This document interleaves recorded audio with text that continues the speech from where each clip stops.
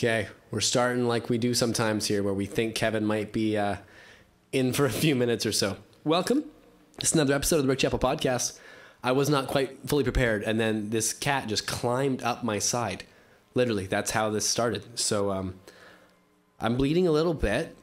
That usually happens. Oh, and then she's gone. I think she doesn't like it when I start talking to the camera. That's it. She's kind of like, hey, dude, we're alone. Why are you being weird? I'm not even done tuning. Sorry. I hope that the cat is in a more social mood at the beginning, but she seldom is. Anyways, we are in tune, so let's just get that going. All of the echo. How's everybody doing? Oh, that's really loud, isn't it? There. Oh, I should probably put on some headphones for a second. We're learning. We're learning as we go. I'm going to rip them off right after. Oh, I should take all the dramatic effects off the microphone. There we go. Whoa, but that echo do be loud.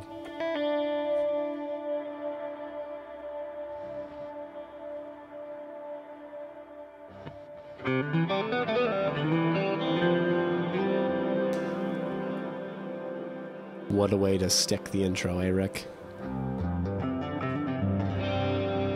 There we go. Good enough. I don't want to wear headphones anymore. We've gotten over that. We've moved on.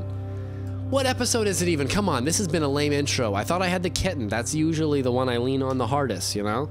My furry co-host, girl Kevin there. Where are we at, folks? What week is it? It's a new year. It's episode 25. The first episode of season 2 of the Rick Chappell podcast. Call it season 2 because it's year 2, right? That makes sense. Last year I played a new guitar every week for the most part until I ran out. Now I'm just going to play whichever one I feel like. And this week I felt like playing my Dean VMNT that I have this strapping young lad sticker on that I made in high school. It's also got some scribbles on it there from Mr. Devin Townsend himself because I had this signed the first time I ever met him. That was a fun time. But that, you can go back and watch that episode to hear about. What's happened this week? It's been a crazy time. It's a new year. It's a whole bunch of stuff, isn't it? Like, I feel like Christmas just was like, bam. December felt like forever. Like it was, I kept wanting it to be over faster. But now I'm like, whoa, is it already over? And we're like into, okay, here we go. Right back at it. I'm almost better. You can still probably hear it in my voice. I've been so sick. I got super sick like right around Christmas. I came down with something gross. And then it was kind of at its worst at New Year's. I was just in bed. And then now I can breathe all the time unaided by medication. But I still have a lot of stuff going on. And I wake up and I can't see out of my eyes because they're like glued shut by your, you know, just the sleep you get in your eyes in the morning. I'm getting like, it feels like an inch of it, but it's not. It's just like a little more. But, oh, I feel like an old man.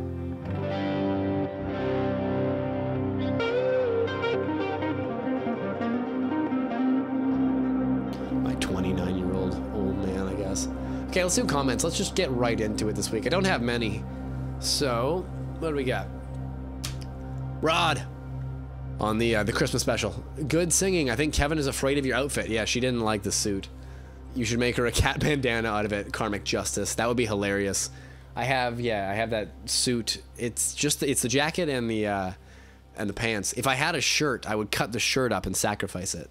But I need every square inch of fabric of that thing, man. Anyways, what else did you say? Your show was better than the Trans-Siberian Orchestra, the Ghost of Christmas Eve special. I just watched shorter, too. Well, yeah, I didn't do a full hour, man. It was Christmas. Apple Tree played a guitar in it. He wishes he had your Murphy Lab instead of his PRS. Merry Christmas. Thank you, Rod. Merry Christmas to you, too, man. I do love that Murphy Lab back there.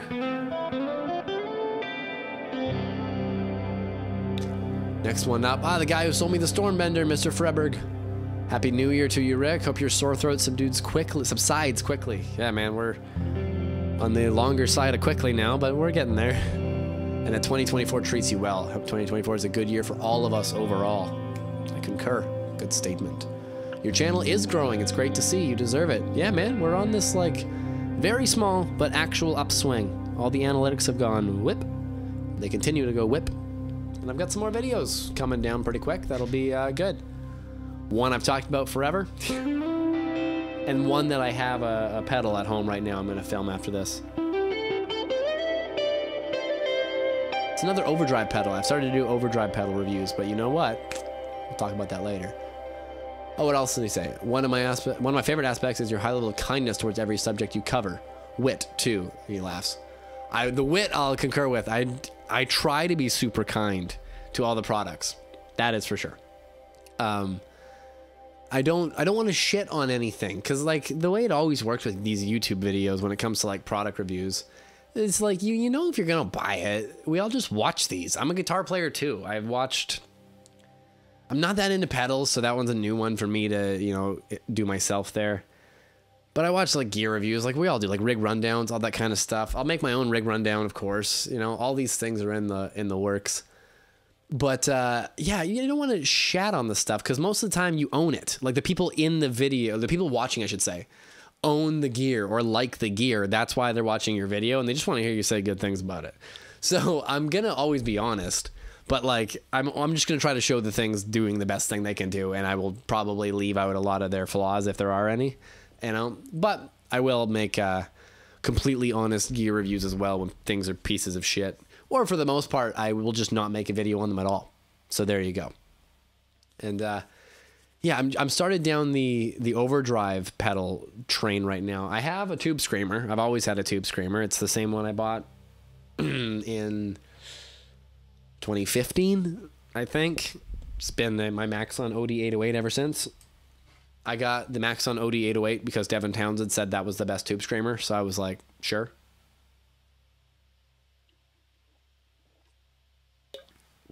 Turns out lots of people on the internet agree. Lots of them disagree. So that's the internet. But yeah, so I have made up some presets in the Axe Effects.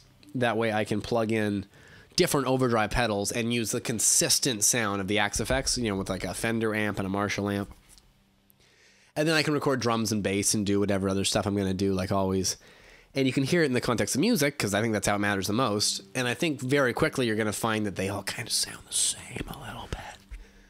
But some of them do have little tricks in them that I will be able to show off when I just kind of show you how all the knobs work. So overdrive reviews are coming. I have the Warm Audio Zen Drive beside me right now.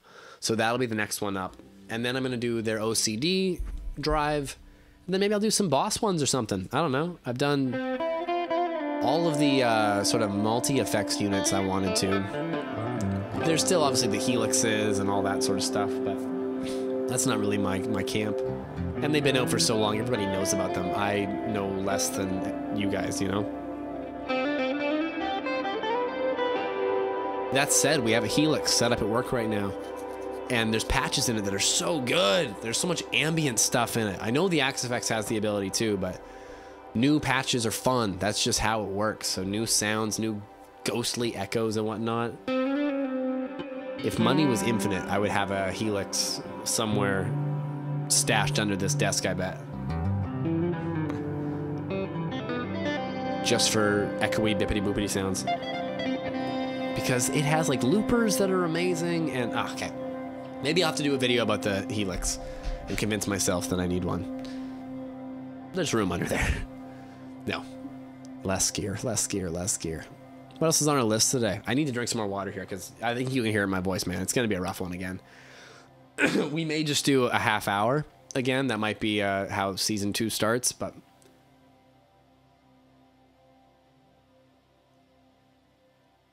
we'll play it by ear as we work through the things, because I got some stuff to talk about here. So yeah, we've done all the comments there.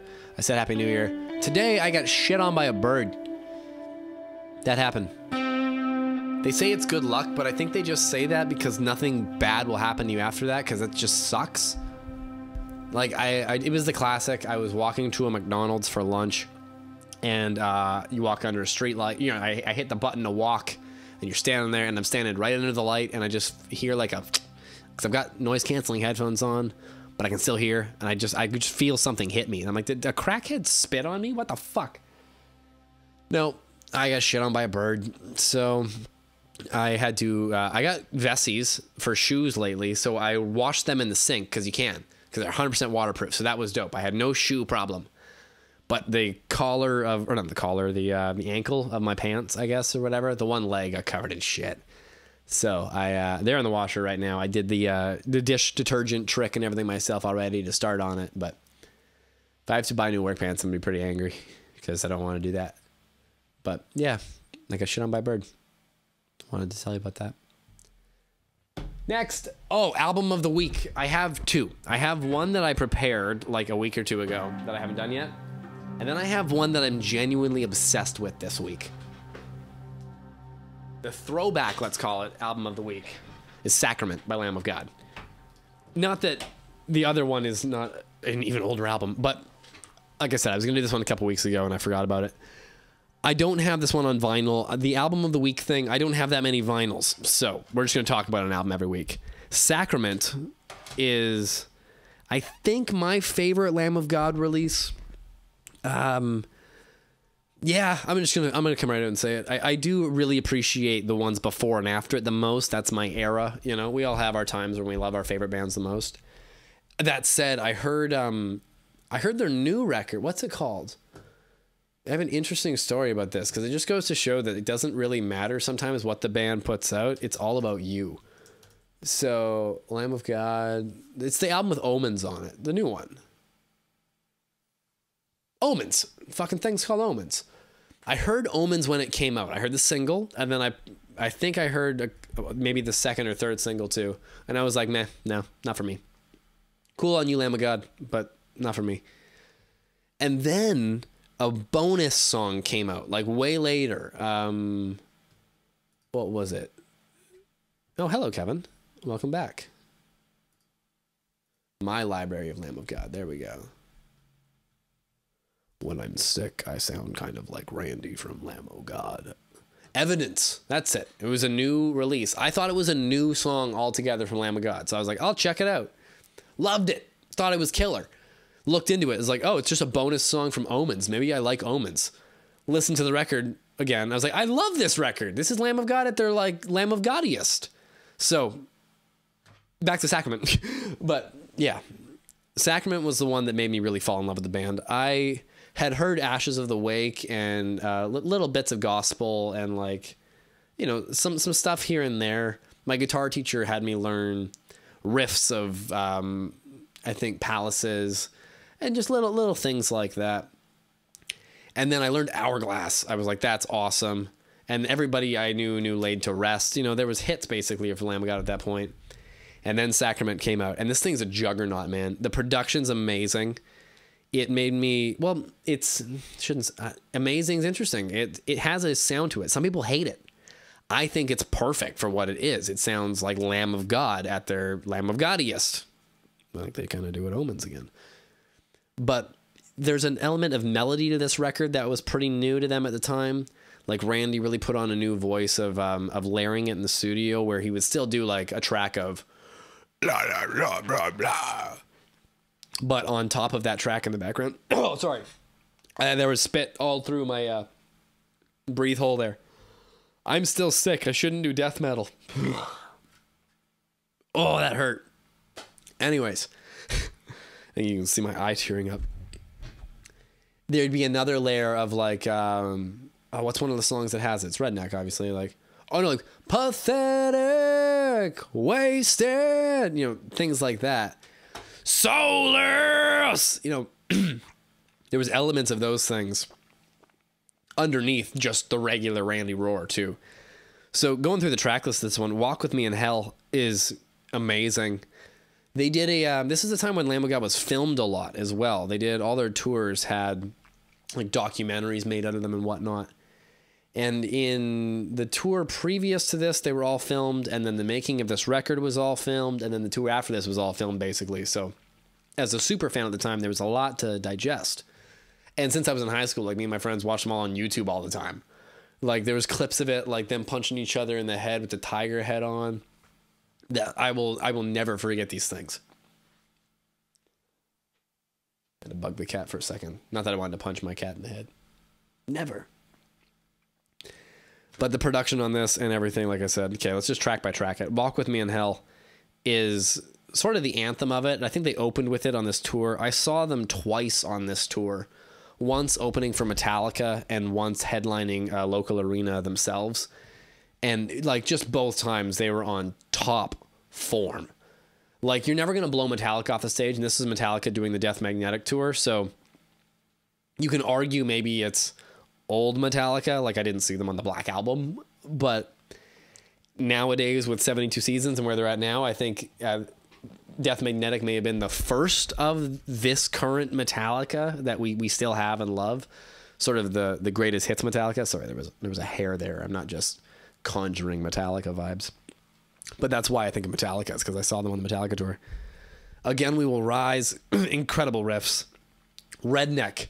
The video for Redneck, I think, was on TV sometimes here in Canada even, which for that to happen for a metal band is insane. And the amount I think it was on TV up here, pathetic. They played on Conan O'Brien. We're talking about a thrash metal band from 2000 and what was this, 2010, 11? 2006, for fuck's sakes. They're on late night television playing Pathetic. Foot to the Throat, I never really... Like, there's songs on this album I haven't heard all that much, but there's ones that I know off by heart and I can play you and sing you every note. Descending is one of them. The riff of Descending, I love. Just the... You know what? I'm not going to play you every song, but Descending, with the copious amount of echo...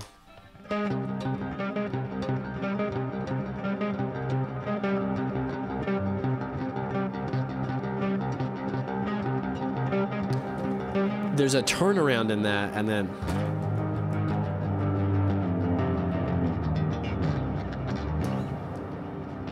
it's just metal riffs right all the way through. But when they were writing it, you can see it, like I said, it's all on camera. The band's not into it. The one guitar player basically was like, hey, I got the song. And they were like, nah, it doesn't sound metal, dude. And he's like, no, we'll let Randy get to it. It'll be a vessel for him, and he'll really make it, take it to the next level. And then Randy comes in, and he's like, I can't fucking figure out track 9. And they're like, for fuck's sakes. So I think Mark wrote pretty much all the lyrics of Descending too. And I can see how Randy would struggle with it, because it has that ba-do-do-do-da-da-do-da-do-da-da.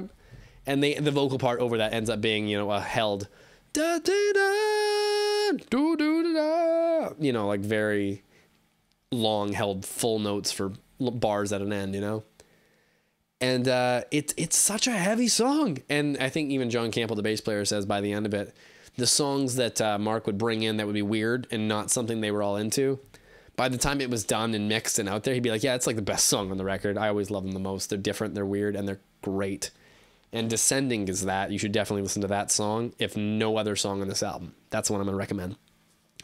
Black and the Cursed Sun is a banger.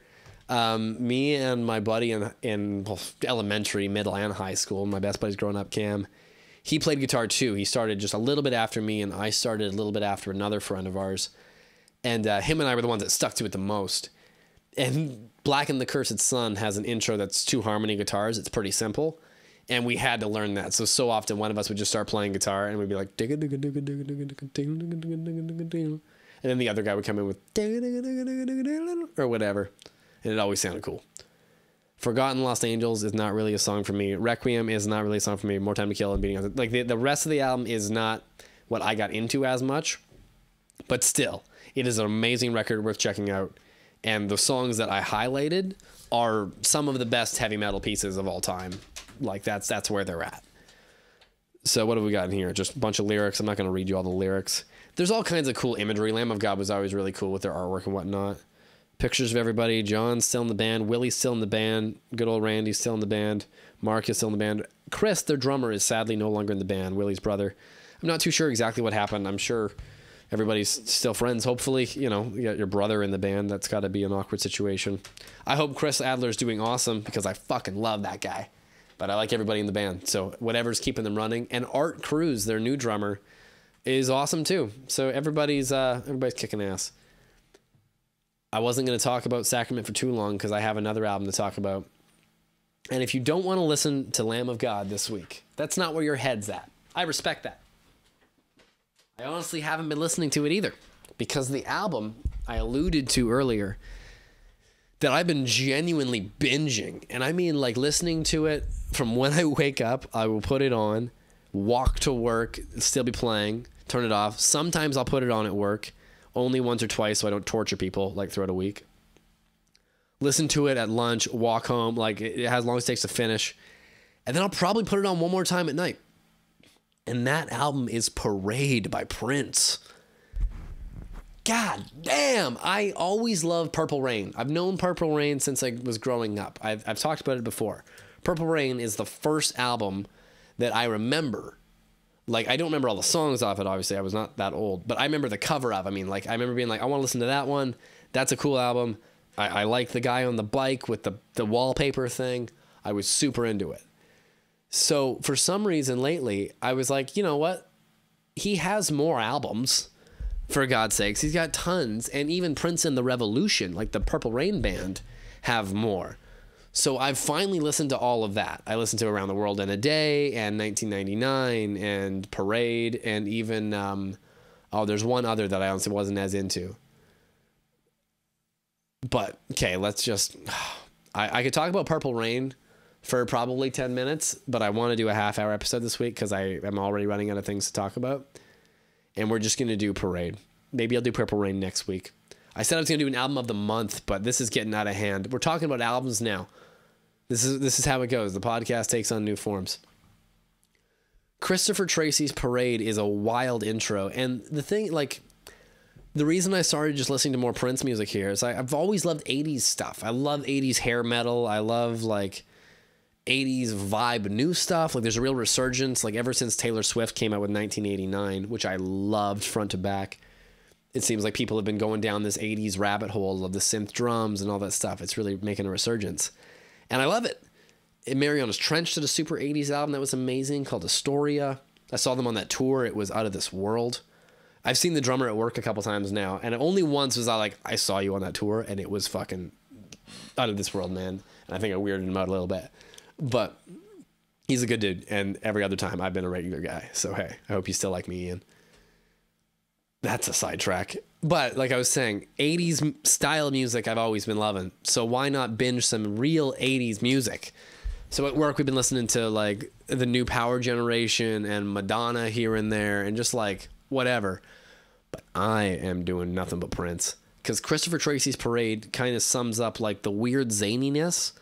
There's a lot of writing about these albums in a similar way with, like, the Beatles and whatnot. Like, the engineers have all been interviewed, and they talk about what day of the month it was when Prince came up with these songs. Like, it's a big deal online. You can look into all this stuff, which is always cool to know, right? I haven't gone down all those rabbit holes, but I have with, like, some of the songs I like the most. Christopher Tracy's Parade just kind of sets the stage. I haven't seen the movie that's attached to this, so I don't quite understand all the references. New Positions, like, some of the songs on their own are okay. And when I say okay, the album is amazing. Listen to the whole thing. But there's ones I want to talk about more, so I'm just going to skip ahead to them, basically. I Wonder You is good, but Under the Cherry Moon is where it really gets started. Like, there's a very European, like, thing. I guess they recorded a lot of it. He spent a lot of time visiting, like, Versailles and these weird French countryside places and whatnot. And you can hear it.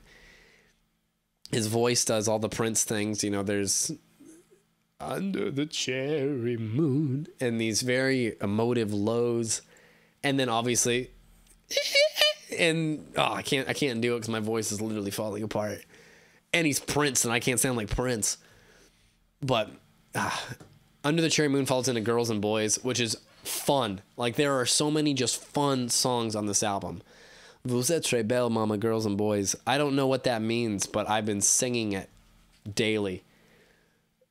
Life Can Be So Nice gets weird. Like, again, there's so many ways he kind of does just odd meter or not odd meter. It kind of stays in 4 for the most part.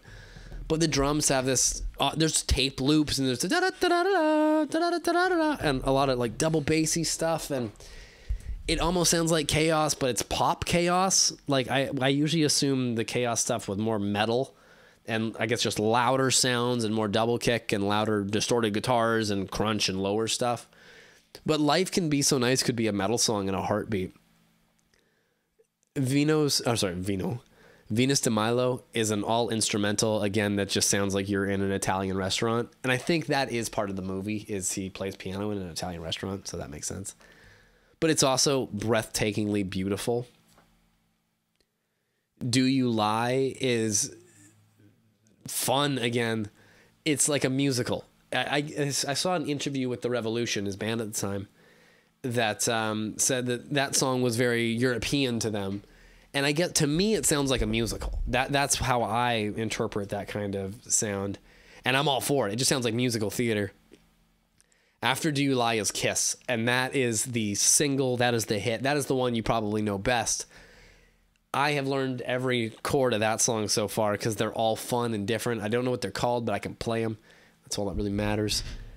And I could definitely see me trying to cover that one in the future when my voice comes back. If I try to do the high-pitched scream at the end, my ear pops. That's where I'm at right now. This shit is falling apart. But we're on the better side of the cold. So Happy New Year. We're going to sing my album this year, for sure. This month, hopefully. It's as soon as this thing agrees with me. Because Kiss is a great song, and I'd love to cover it and use that to kind of get things rolling. Another Lover, Hole in Your Head is one word, and I'm not going to say banger again, but it's an amazing song. You need another lover like you need a hole in your head. So low, so low. There's so many weird, it's not meter, because like I said, sometimes it stays in 4, but there's tape loops that make it sound like it's not. But there are weird modulations in the melodies and everything, and he goes to minor chords and you don't expect it, and makes shifts that are semitonal, and I'm not a musical genius, but just knowing these words makes me sound smart, and I can kind of recognize them when they happen.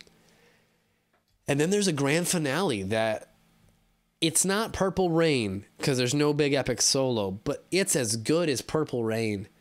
Sometimes It Snows in April. It is beautiful. It is devastating. And it's so cool. Like I said, the way I said some of these songs are okay. You need them. You need them to build you.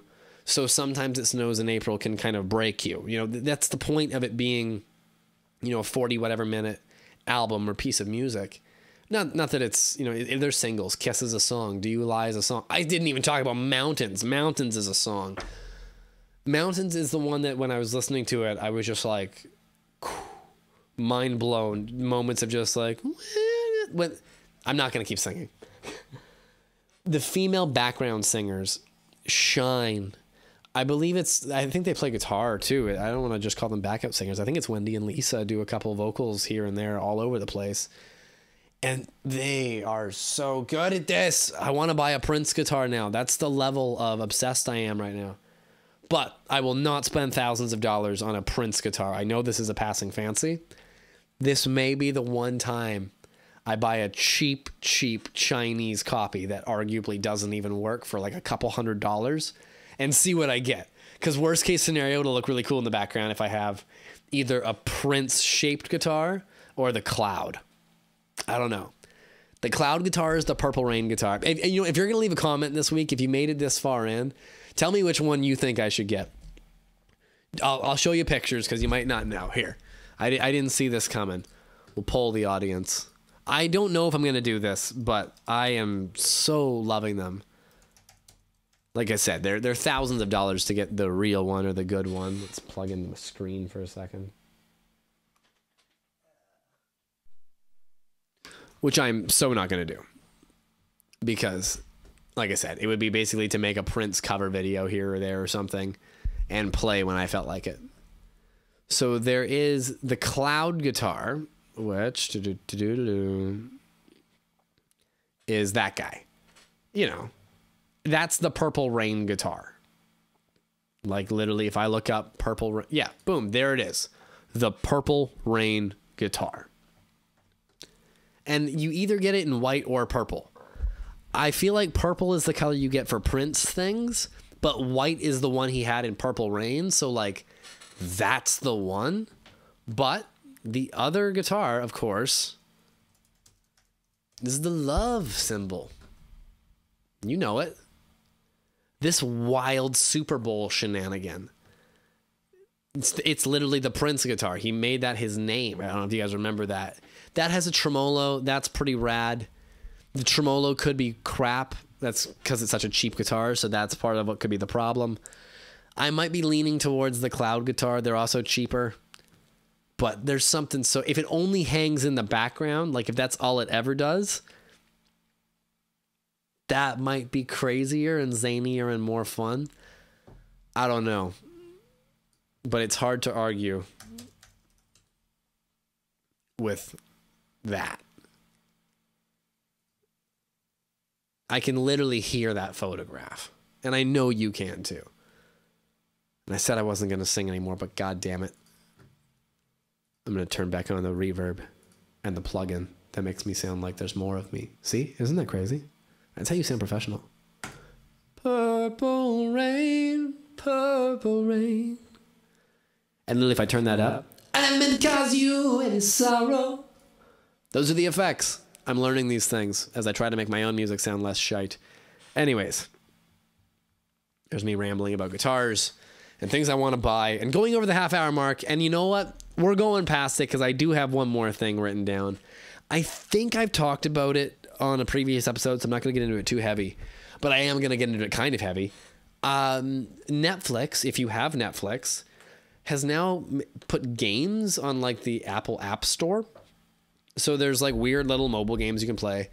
But there's also the Grand Theft Auto trilogy of like number 3, Vice City, and San Andreas. So I played a little bit of Grand Theft Auto 3, and I have now beaten Vice City because that's how much I love Vice City. I'm finding hidden packages still and doing all the 100% stuff, but I finished it. So let's just tell some stories. These 3 games are fun. People love them. There's a reason they're out now. It's so awesome that they're free. That's why I'm playing them. But I have an interesting relationship with them because the 3rd game ever I played growing up, I was great. I liked it. Vice City, I remember getting like for a birthday, I think. I remember unwrapping it and being like, what? And I would have been like 7 or 8. Like I probably shouldn't have got Vice City. I think I probably turned 9. Honestly, I got Vice City. Yeah, that's it. Vice City was it may have been the last birthday present my dad got me before he passed away, sadly. There was one the next year that he kind of got posthumously or whatever, but we're not going to get into all that. Anyways, I really love Vice City. I played that game a lot. I attach it to a time in my life that's very traumatic and also very important to me. And, you know, I have a lot of great memories attached to that game and just playing it on the living room floor of my dad's house, you know? So after that all happened with him, I moved and I wasn't allowed to play Grand Theft Autos anymore. I still had Vice City and, oh no, I didn't. No, they were gone. They were out of the house. And San Andreas came out. And everybody I knew played that one. Like at that point, everybody was, 10 or 11 or 12 and kids were playing it, but my living situation was still not allowing it. So I just didn't ever play it. I heard it was really good, but whatever. Thanks guys. And now that all the remasters are out, everybody still says that's the one. Like that's the focal point of the whole thing. Still haven't played it. I'm going to get around to it now that I beat Vice City. Because beating Vice City was something I never did as a kid either. It got taken away from me before I had that opportunity. There are weird things in the storyline that, probably aren't appropriate for a 10-year-old child. I'll give them that. But I really wish I had still had the ability to finish that, at the time, obviously. And I'm really thankful I got it now. And for free. That's so crazy awesome. So if you haven't yet played the Grand Theft Auto Definitive Edition trilogy for free, if you already are a Netflix subscriber, get on that, man. Get it on your phone, on your tablet, on your whatever. It's great. With that, I guess I'm just doing like 35 minutes because that's all I really want to talk about. I beat it and it made me cry as a closure moment. So there you go. There's our big therapeutic ending. This has been episode 25 of the Rick Chappell podcast, where we go into season 2, letting go of trauma and trying to grow up and be a functional human being in front of a camera and in front of a 50-person-a-week podcast audience. Leave a like, leave a comment, subscribe, do all those things. We're on our way up this year. YouTube is not a dying platform, right? Right? Click on one of these videos. Prove me wrong. Prove it wrong. I don't know. That was a bad ending. I'll see you guys next week. It'll be a great time. It'll be better, maybe. I don't know.